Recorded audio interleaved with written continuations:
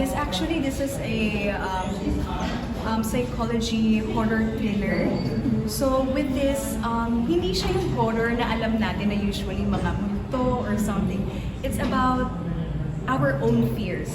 So once na nakita natin yung plant or na-inhale natin or nakain natin yung Datura Metel, once na na-inhale mo siya or nakain mo siya, meron kang mafe-feel na mahihilo ka, mag-hallucinate ka. So, all your fears lalabas siya once na lumabas. Na-amplify niya. Yes, yes. Ina-amplify. Ako si Kurt. Ako yung bully na sa akin magsisimula lahat ng gulo. Ako yung magkakos nung breakout nung virus or whatever. Tapos, well, in love ako dito kay Kate. Ay, si Second Kate talaga. is. I'm Kate Yalong. So, ang role ko dito is Leslie Torres.